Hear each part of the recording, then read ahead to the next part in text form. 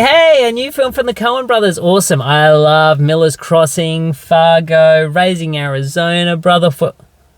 Oh, what? It's not both the Coen brothers. It's only one of them. Oh, is it? Will that be okay?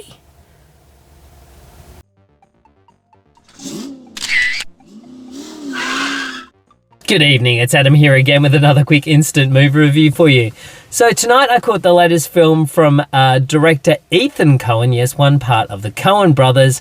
This film is called Drive Away Dolls. The film follows Jamie, played by Margaret Qualley, an uninhibited free spirit of a lady who is just going through a nasty breakup with her girlfriend Suki, played by Beanie Steinfeld. And her demure friend Marion, played by Geraldine Stakhan, who desperately needs to loosen up.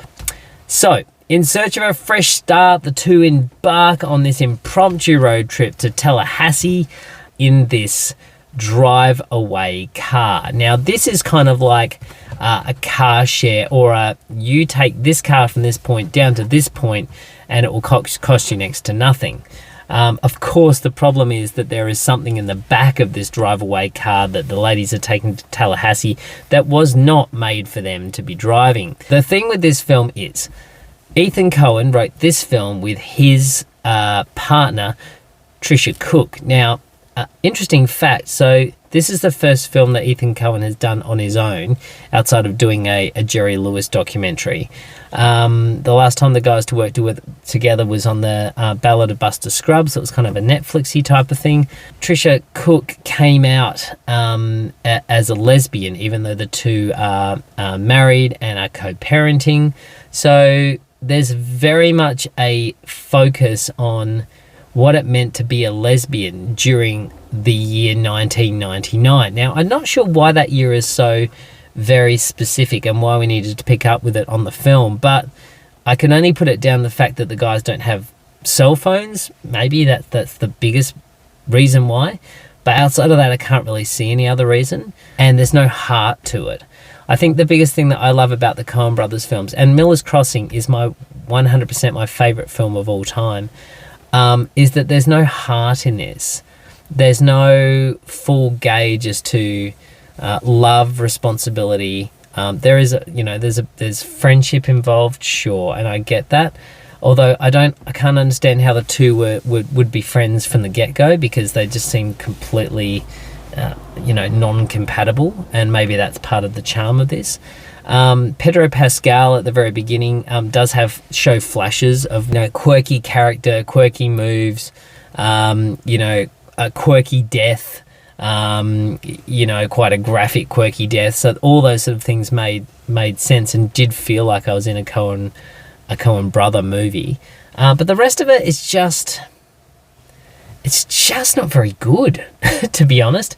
It feels very episodic. It feels like something that could have been done in about half an hour. Instead, they stretched it out to just under 90 minutes, and it felt long. There was something very, very much missing from this film, and I'm not sure if it was the other brother. I'm not sure if it was the fact that Tricia Cooke wanted to get a story out there, and Ethan kind of, assisted in that. Margaret Qualley's character is very annoying. Very annoying. There's a very random cameo in here from someone that I won't really say. There are these sequences within the story that are psychedelic trip outs, which are there for a reason, we find out towards the end, but they're not justified as to how long they are and how trippy they are throughout the rest of the film. And it really took me out. Like, I can't begin to tell you how much that took me out of a story that I was trying to follow. So, that was a really odd choice and not a very good one. The whole purpose of this thing that's in this briefcase is so surreal and weird, even though it is based on, apparent 1970s thing that happened with a particular person. But I can't say too much because it will spoil the story. But yeah, look, overall, there's just nothing that happens in this film, and it's really quite first base. Yeah, it felt like a photocopy of a photocopy of a photocopy of a photocopy of another copy of a Coen Brothers movie. And that's really sad to say because, as I said, Miller's Crossing, one of my favourite films, there's been some absolute rib slaughters, like Raising Arizona. You can see little tweaks of it in there, but it feels like a copy of a copy. And that's really a shame that this couldn't find its own voice. So for me, Drive-Away Dolls, I'd probably give a 4 out of 10. I mean, yeah.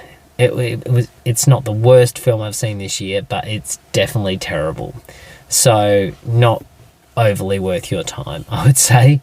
But yeah, so that's it, my review of Drive-Away Dolls.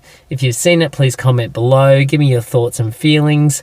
And if there's anything you want me to review, please send a comment below and I'll certainly give it a crack for you. All right, have a great time, whatever you're doing, and I'll see you next time for another Instant Movie Review.